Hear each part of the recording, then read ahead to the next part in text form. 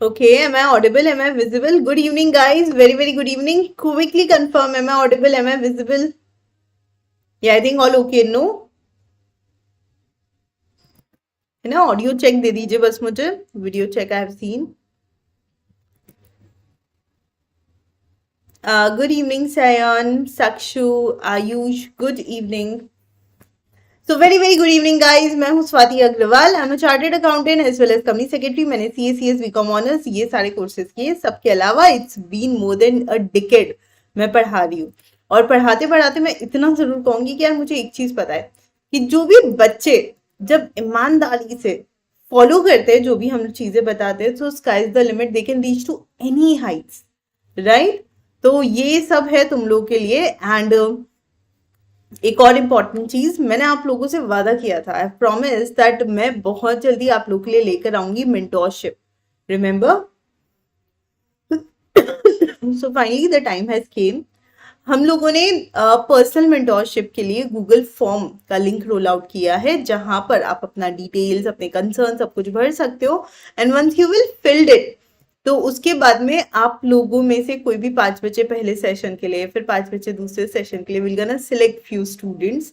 है ना and they can come up with all the doubts they can come with all their queries which we can solve in the class तो ma'am हमें भी अगर भरना है ये गूगल फॉर्म तो हम कैसे भरे तो अगर आप लोगों को गूगल फॉर्म फिल करना है तो आप टेलीग्राम पे जा सकते हैं है ना टेलीग्राम पे ऑलरेडी उसका लिंक हमने सब सर्कुलेट किया है एकाग्रता सीए वाले चैनल के ऊपर इस सब के अलावा अगर ऐसा लगता है कि मैम वहां नहीं और कहीं से इजीली मिल सकता है ये देखो मिल गया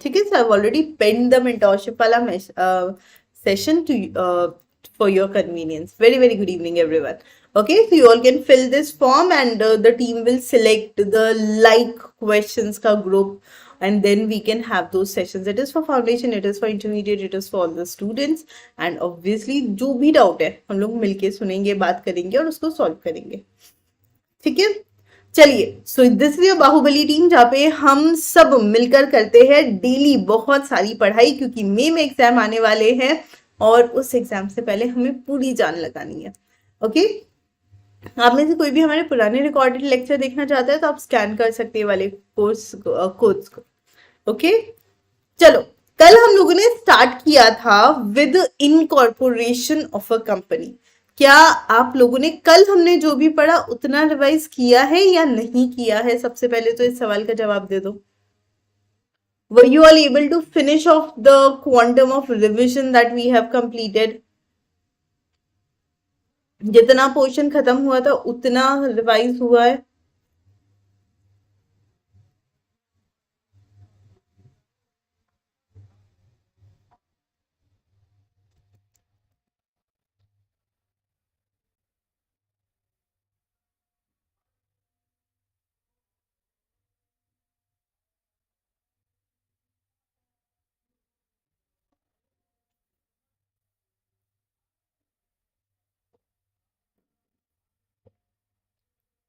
गुड तो आप लोगों ने उतना उतना रिवाइज कर लिया है लेकिन इनकॉर्पोरेशन कल मैंने बहुत ही ब्रीफ में आप लोगों को सिखाया था आज उसी को हम लोग डिटेल में पढ़ लेते हैं और उसे डिटेल में समझ लेते हैं एंड लेट्स सी हम कितना याद कर पाते हैं तो कंपनी का इनकॉर्पोरेशन के स्टेप्स लिखे हैं सेक्शन नंबर 7 में सेक्शन नंबर 7 कहता है कि यार ये फॉलोइंग प्रोसीजर फॉलो कर लो और अगर ये प्रोसीजर फॉलो हो जाता है तो हम कोई भी कंपनी इनकॉर्पोरेट कर सकते हैं अब प्रोसीजर क्या है ध्यान से सुनिए सबसे पहले जो भी रिक्वायर्ड डॉक्यूमेंट्स है जो भी रिक्वायर्ड इंफॉर्मेशन है हमें रजिस्ट्रार ऑफ कंपनीज को सबमिट करनी है now what are the required documents and required information let us see one by one तो सबसे पहले हमें चाहिए memorandum of association and articles of association duly sign by all subscribers जितने भी कंपनी के सब्सक्राइबर्स है सब लोग साइन करेंगे और वो ड्यूली साइन मेमोरेंडम और आर्टिकल्स हमें क्या करना पड़ेगा सबमिट करना पड़ेगा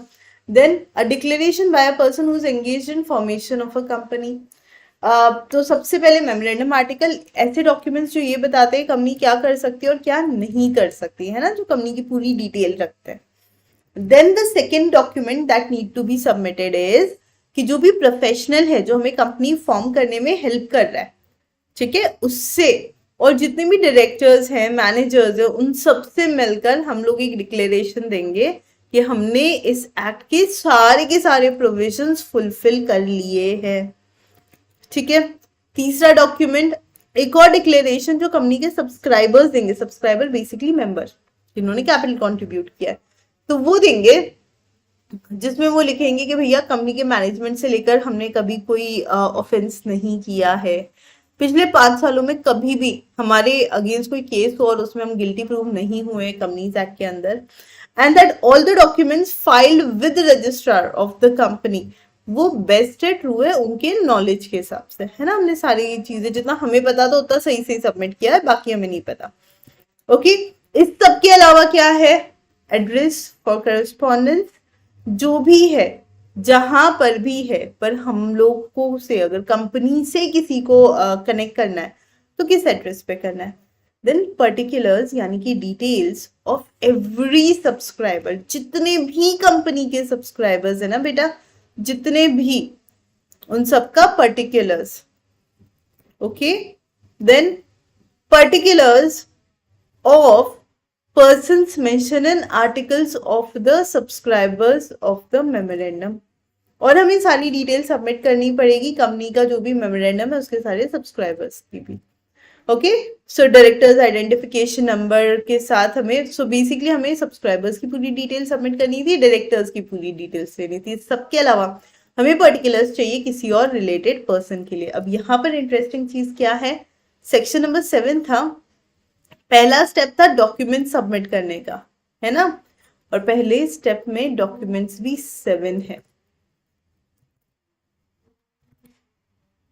है ना, 7 डॉक्यूमेंट्स की बात हुई है यहाँ पे। तो 7 डॉक्यूमेंट्स कौन कौन थे, memorandum of association and articles of association, that is number 1।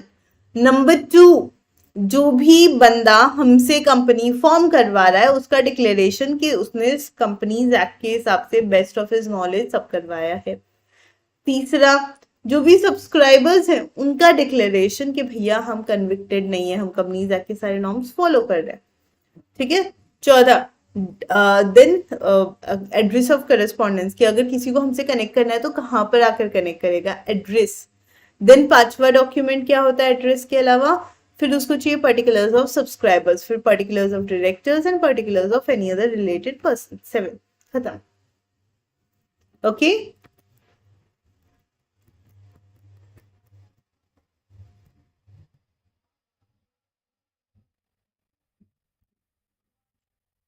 चलो, अब ये सारी इंफॉर्मेशन सबमिट होने के बाद क्या होगा, स्टेप नंबर 2, रजिस्ट्रार क्या करेगा, इशू कर देगा सर्टिफिकेट ऑफ इनकॉर्पोरेशन, है ना। जैसे उस पर सारे डॉक्यूमेंट्स आ जाते हैं, जल्दी से registrar certificate of incorporation issue कर देता है और पीछे पीछे कॉर्पोरेट आइडेंटिफिकेशन नंबर भी अलॉट कर देता है।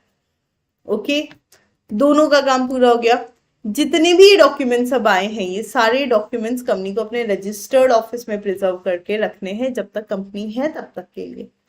नेक्स्ट, अगर कभी भी कोई पर्सन कंपनी फॉर्म करना चाहता है फॉल्स या इनकरेक्ट इंफॉर्मेशन देकर या फिर सप्रेशन ऑफ फैक्ट, सच्चाई छुपाकर अगर ऐसा करना चाहता है, तो ऐसे में हम कंपनी फॉर्म ही नहीं करेंगे। हमें पहले ही पता लग गया बंदे ने झूठ बोला है, हम तो कंपनी ही फॉर्म नहीं करेंगे और सेक्शन 447 के हिसाब से बेसिकली फ्रॉड का एक्शन ले लेंगे। Next, company already incorporated by furnishing any false और इनकरेक्ट इंफॉर्मेशन, कोई भी कंपनी जो ऑलरेडी इनकॉर्पोरेटेड है लेकिन अगर वो कोई भी फॉल्स या इनकरेक्ट इंफॉर्मेशन या कुछ भी ऐसा सप्रेशन ऑफ मटेरियल फैक्ट कर रही है तो क्या होगा। So if a company is already incorporated by furnishing any false or incorrect information, तो उस केस में क्या होगा कि उसका सबसे पहले तो रजिस्ट्रेशन कैंसिल करवाएंगे, है ना। आफ्टर इनकॉर्पोरेशन हमें पता है तो भैया हम कहेंगे तुमने तो बहुत मटेरियल इंफॉर्मेशन छुपा दी हमसे, तो ये तो फ्रॉड था। और उसका कंपनी का क्या करना है वो तो कोर्ट डिसाइड करेगा, 447 का हम पेनल्टी लगाएंगे। कोर्ट क्या कहता है यहाँ पे, कोर्ट मतलब ट्रिब्यूनल। सो कंपनीज एक्ट से रिलेटेड आपने वैसे डायलॉग सुना है सनी देओल का, तारीख पे तारीख, तारीख पे तारीख, सुना है किसी ने? क्यों कहा जाता है कोर्ट्स के लिए ये वाली चीज, तारीख पे तारीख? I'll tell you the simple reason. क्योंकि कहीं ना कहीं वो इतने ज्यादा परेशान हो जाते हैं, कोर्ट में केसेस जो लगते हैं और उसमें ना वो आगे आगे की डेट लगती रहती है, आगे आगे डेट खिसकाते जाते हैं और कोर्ट में डिसीजन ही नहीं होते क्योंकि इतने सारे पेंडिंग केसेस हैं। समझ गए? तो अब इसलिए जो कुछ ऐसे इंपॉर्टेंट लॉज होते हैं ना, उनके लिए अलग से कोर्ट होता है जिसको बोला जाता है ट्रिब्यूनल। और कंपनीज एक्ट का जो ट्रिब्यूनल है उसका नाम है national company law tribunal. It's national company law tribunal, NCLT। ठीक है। अब कंपनी जब भी इनकॉर्पोरेट हो जाती है और उसके बाद में ध्यान पड़ता है कि भैया फॉल्स इन्फॉर्मेशन थी, सप्रेशन ऑफ फैक्ट था, कुछ भी ऐसा पता था, तो उस केस में क्या होता है, ट्रिब्यूनल में on application made it on being satisfied that the situation so wants, तो ट्रिब्यूनल जो भी सिचुएशन होगी उस हिसाब से क्या करेगा, डिसीजन लेगा। क्या डिसीजन ले सकता है, जो भी ठीक लगे। वो मैनेजमेंट को अपने अंडर ले सकते हैं, कंपनी के शेयर होल्डर्स की लाइबिलिटी अनलिमिटेड कर सकते हैं, है ना। डायरेक्टली कंपनी का नाम कंपनी के रजिस्टर में से रिमूव कर सकते हैं, यानी वाइंड ऑफ। कंपनी को ऑर्डर दे सकते हैं कि तुम कंपनी वाइंड ऑफ कर लो, या जो भी डिसीजन ठीक लगता है उनको वो ले सकते हैं। तो company shall be given reasonable opportunity for being heard, है ना, उनको reasonable opportunity of being heard मिलेगा और ट्रिब्यूनल कंसिडरेशन मिलेगा जितने भी ट्रांजैक्शन उन सारे ट्रांजैक्शन। ठीक है जी, ये भी समझा। अब यहां पर इंटरेस्टिंग चीज बताती हूँ। ट्रिब्यूनल में देखो कितने पॉइंट है, 1 2 3 4 5 और 2 सब पॉइंट्स, यहां भी 7 है। यानी सेक्शन नंबर 7 स्टेप 7 डॉक्यूमेंट 7 और ट्रिब्यूनल के power and things to consider सब मिलाकर 7। सही है ना? ओके। अब ना काफी बच्चे कहते हैं मैम पता नहीं याद हुआ या नहीं हुआ, मतलब इतना बड़ा था, हमें याद करने में थोड़ी सी प्रॉब्लम आती है। चलो देखते हैं।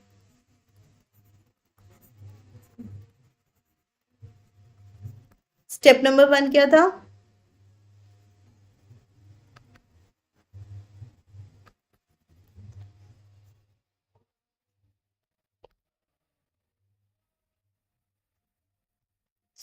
आरओसी को डॉक्यूमेंट सबमिट करने हैं। सबसे पहले क्या, memorandum of association and articles of association duly signed.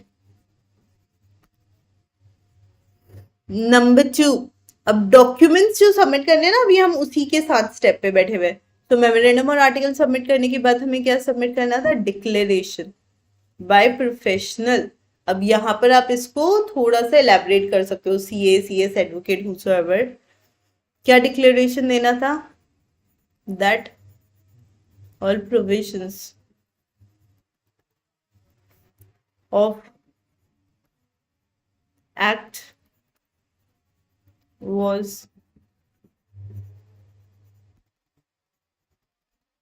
complied with। हमने सब कुछ सारे लॉ के प्रोविजंस फॉलो कर लिए। Declaration by subscriber, we are not criminal, we haven't done anything like against the law, ये सारी चीजें।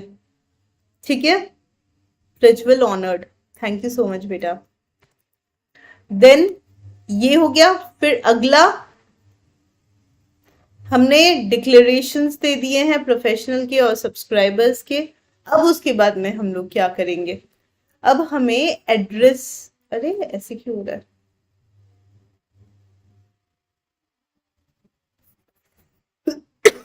एड्रेस सबमिट करना है हमारा रजिस्टर्ड ऑफिस का, है ना। फिर 5th पॉइंट क्या है, details of subscribers. 6, detail of directors. अब कोई कहेगा सब्सक्राइबर की क्या डिटेल चाहिए, name, address, phone number, that's it. यहाँ पर ठीक है, name, address, phone number and directors identification number. And number 7, 7वां डॉक्यूमेंट क्या होता है? Details of any other related person. यहां पर हमने सारे डॉक्यूमेंट सबमिट कर लिए, पहला स्टेप हो गया हमारा। अब दूसरा स्टेप क्या था? थोड़ा दिमाग पे जोर डालो। डॉक्यूमेंट सबमिट करने के बाद हमें क्या मिला था? Certificate of incorporation. फिर अगला स्टेप वो क्या इशू कर देगा? Corporate identification number. फिर जितने भी डॉक्यूमेंट्स है वो कहाँ रखने हैं हमें? रजिस्टर्ड ऑफिस में। देन सारे डॉक्यूमेंट्स भी सबमिट हो गए, ये भी हो गए। फिर उसके बाद में जो कंपनी फॉर्म नहीं हुई है, उन्होंने अगर इनकरेक्ट इन्फॉर्मेशन दी है या सपरेशन ऑफ फैक्ट किया, ऐसा कुछ भी किया, इनकरेक्ट इन्फॉर्मेशन या फिर सपरेशन ऑफ फैक्ट, है ना, तो वो कंपनी इनकॉर्पोरेट ही नहीं होगी और सेक्शन 447 का पेनल्टी लगेगा। लेकिन इनकॉर्पोरेशन ऑफ कंपनी हम लोग कर रहे हैं, है ना, और वहां पर हमने properly, like company is now properly incorporated, समझ गए? तो ये सब डॉक्यूमेंट हो गए, सब कुछ हो गया, सब हो गया, लेकिन उसके बाद में पता चला कि information submitted was not legal। तो उस केस में हम भेज देंगे ट्रिब्यूनल के पास और सेक्शन 447 के पास भेज देंगे पेनल्टी के लिए, ठीक है। अब section number 7 is order, sorry step number 7 is order of tribunal. मतलब if I am a student और मुझे ये सोचना है कि मुझे याद है या नहीं है, this is the best way to check can I remember things और नॉट, ठीक है। ऑर्डर ऑफ ट्रिब्यूनल के अंदर क्या क्या था? एज डीम फिट,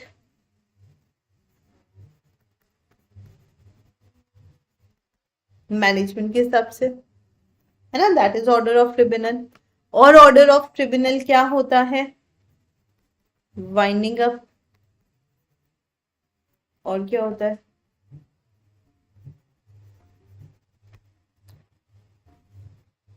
है ना, देन वाइंड ऑफ कर सकते हैं, लाइबिलिटी अनलिमिटेड कर सकते हैं, रजिस्टर ऑफ कंपनी से नाम डिलीट कर सकते हैं, समझ गए? और ये सब करने के लिए उनको चाहिए अपॉर्चुनिटी ऑफ बीइंग हर्ड। ये बहुत इंपॉर्टेंट है, ठीक है।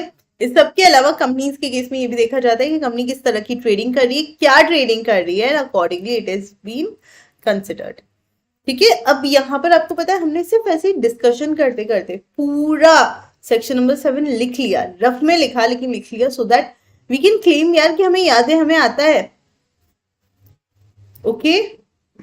और ये आपको खुद से क्लेम करना है, खुद के सामने करना है। हर लॉ पढ़ने वाला बच्चा सबसे ज्यादा इसी चीज को लेकर परेशान होता रहता है, मुझे चीजें याद ही नहीं होती। हो गई ना याद?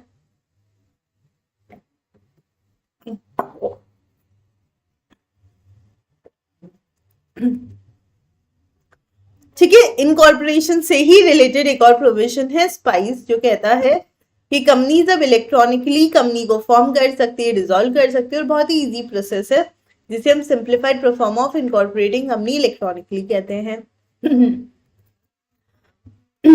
और ये जो कंपनी है इसने काफी सारे स्टेप्स लिए, एमसीए ने भी इस प्रोसेस को सिंप्लीफाई करने के लिए बहुत सारे स्टेप्स लिए, तब जाके कंपनीज इजीली अब फॉर्म हो सकती है। सेक्शन नंबर 9, रजिस्टर जैसे ही कंपनी हो जाती है उसके बाद क्या?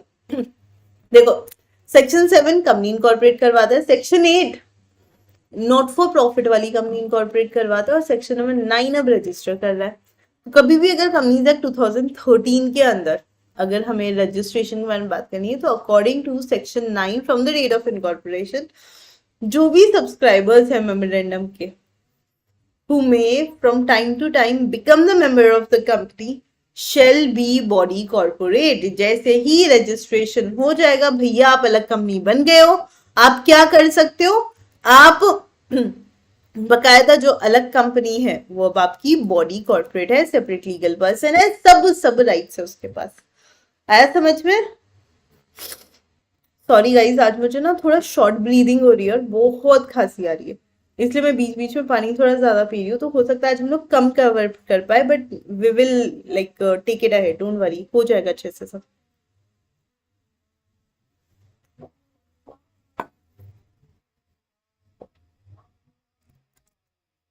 अब हम चलते हैं कैपिटल पे। कैपिटल वर्ड के बहुत मतलब होते हैं। इकोनॉमिस्ट के लिए कुछ अलग मतलब होता है, अकाउंटेंट्स के लिए अलग, तो बिजनेसमैन और लॉयर्स के लिए अलग।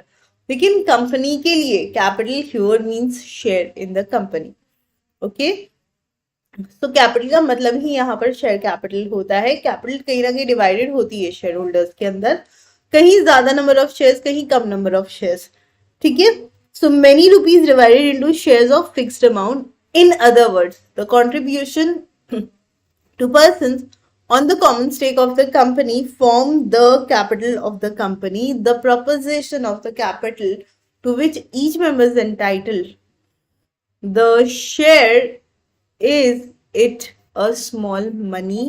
It is rather an interesting measure money and in the domain of company law. Capital का मतलब बहुत डिटेल में समझाया गया है। सबसे पहले और सबसे ऊपर होती है हमारी ऑथोराइज्ड कैपिटल।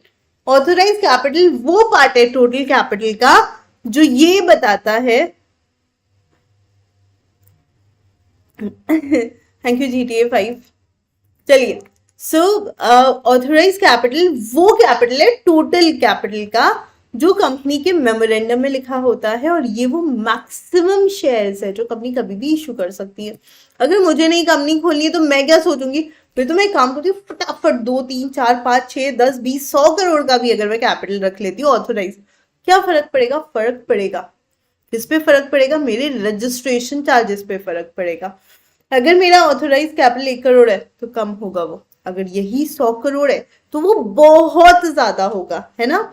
सो कंपनी का जो भी रजिस्ट्रेशन स्टैम्प ड्यूटी जो पे होती है वो किस पे होती है? नॉमिनल कैपिटल पे। तो कभी भी हम लोग जो हमारा नॉमिनल कैपिटल होता है ना बच्चों, वो जितनी हमें एटलीस्ट 2 3 साल तक नीड है उससे ज्यादा हम कभी भी नहीं रखते।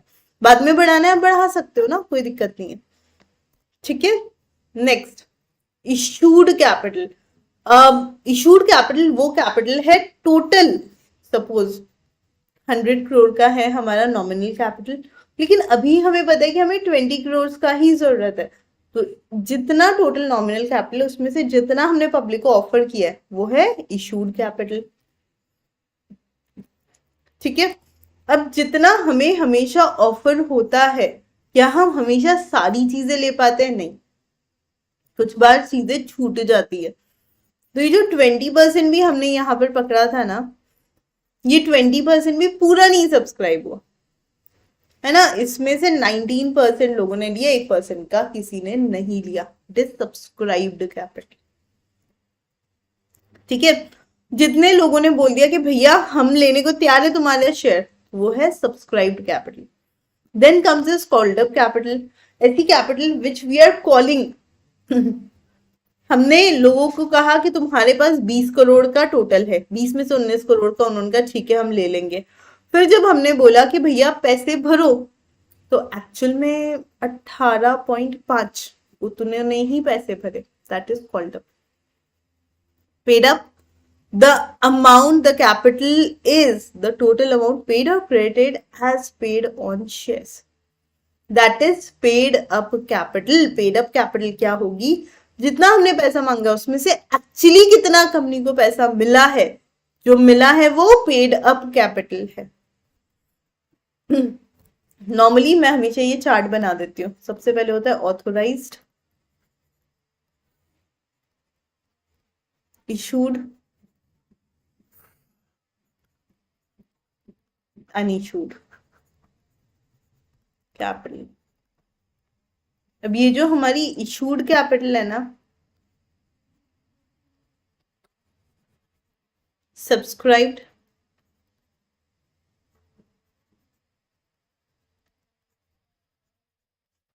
अनसब्सक्राइब्ड capital.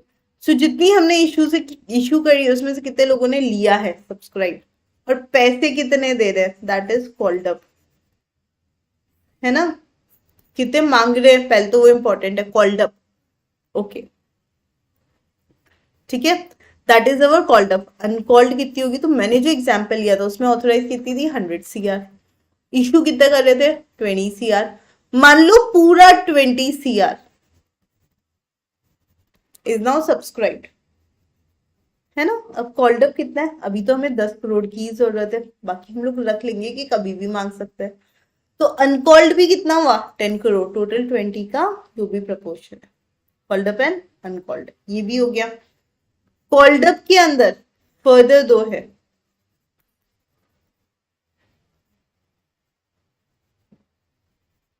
Paid up and unpaid capital.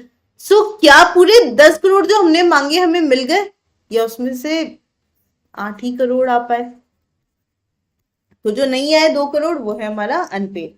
So that is how the entire capital is considered. Ma'am में चेंज तो नहीं है ना, में माइनर एक आध जगह है, नहीं के बराबर, आप ज्यादा टेंशन ना लो। मैं सिर्फ लॉ के सिलेबस की बात कर रही हूँ, है ना, एंड फाउंडेशन लॉ की, इंटर में मेजर चेंजेस है। ओके गाइज, आज मेरा मन था कि हम लोग कैपिटल पूरा कर ले, शेयर्स भी पूरा कर ले, but I don't see it happening frankly, है ना। तो अभी का हम लोग ये क्लास एंड करते हैं। कल के क्लास में मैं शेयर्स शुरू करके फिनिश करवा दूंगी आप लोगों का, शेयर्स भी एंड MOA एंड AOA भी, फिर आपका सिर्फ डॉक्ट्रिन बचेगा, है ना। तो आज का क्लास नॉर्मल से छोटा रख रही हूँ मैं, because I am actually not well, है ना। होपफुली मेडिसिन असर कर जाए, कल तक मैं ठीक हो जाऊँ, तो will take your session with full energy, ठीक है। Thank you so much guys, take care, bye bye.